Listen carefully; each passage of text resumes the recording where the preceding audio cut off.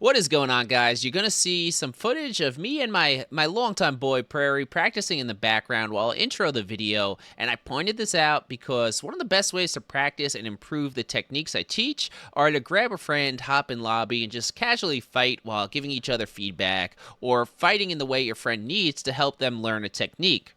So today it's going to be an introduction to the art of animation disguising, and for the most part, I would say the majority of Chivalry players spend their time fighting looking directly ahead, maybe adding some swing manipulation here and there, but the problem is there are players out there who are extremely proficient at countering attacks, so you need to add some trickery to slow down their reactions and confuse them, and we do this by disguising our animations, which makes them harder to read.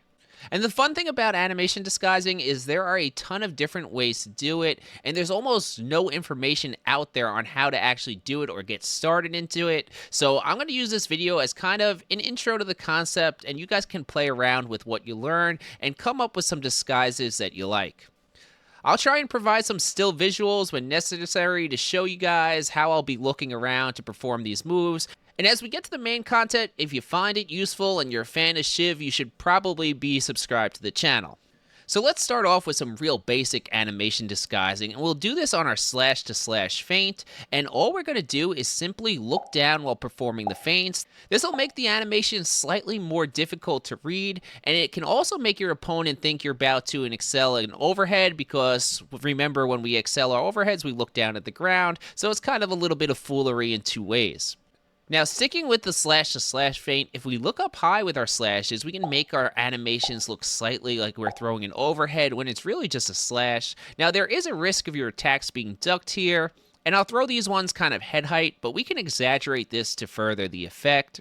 I can crouch while looking up really high and feinting slash to slash, which makes it look a little bit more like those overhead to overhead feints. It just looks kind of weird. Or while staying standing, I can look up really high towards the sky on my first slash, and then feint to my second slash while looking down low, combining my look up and look down animation disguises. This stuff, it can pause your opponents for the half second needed to miss a counter, or better yet, misread and counter with the wrong strike, giving you a free hit. All these animation disguises, they work wonderfully from posts and counters as well as neutral positions. In fact, one of my favorite animation disguises I love performing from a counter, I just call it the fake excel. If anyone has a better name for it, let me know. But often when we counter, we like to send out those fast excels, give our opponents a reflex check. What I really love to do here is over excel my initial counter so that I'm past my opponent's body. So on a right side slash, I quickly swipe my mouse to the left. The trick to making it a fake excel is doing this while your weapon is still in wind up. My right shoulder will then be pointed at my enemy, blocking their view of the left side of my body. Before my weapon releases, I feint into an alt slash and excel it back into their body from the other side. This will often bait out a slash counter, and the excelled alt will hold my initiative for a free hit. And these concepts, they translate throughout the different strikes. For instance, I love to throw out my initial stab attacks really high so that they can be disguised, kind of look like an overhead, and then I feint into another stab where I look down at my opponent's feet.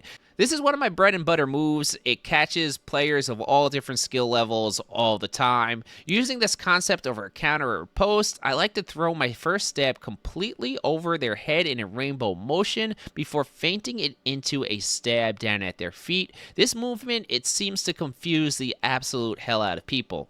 Now, you can also disguise your moves by playing games around your swing manipulation. For instance, let's talk about a slash to a heavy overhead. I'll throw out my slash as normal and feint it into a heavy overhead, but here's the trick. As I feint into that overhead, I start looking down at their feet for a fraction of a second, pretending like I'm going to excel my attack. Then I pull it up to the sky for a drag. This is just another variation of playing mind games and hiding what your intended move is going to be.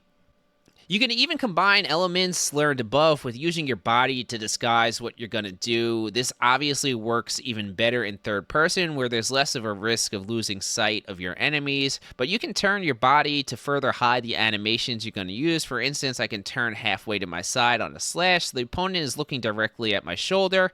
I can then feint an attack, let's say a slash to a stab, while my body is turned, then turn back into my enemy right before impact, giving them less time to react. You can take this even further by completely turning your back on the first attack before turning back into your feint.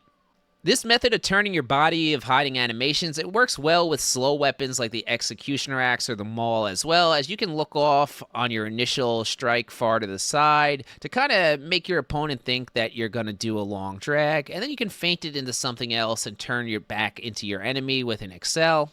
Now, I hope these examples of disguising animations, they open some doors into concepts you don't see talked about often in Chivalry 2, and it gives you guys a place to start learning some small, subtle tricks to sneaking attacks around the guards of higher level players. Let me know down below if the video was easy to follow or anything I could add next time to make the movements easier to understand. And now, like any other technique in Chivalry 2, this is a concept to add to your toolbox, and you need to practice and learn when to use it and when it's needed, and that comes through experience. All right, that's it for me. Champ out.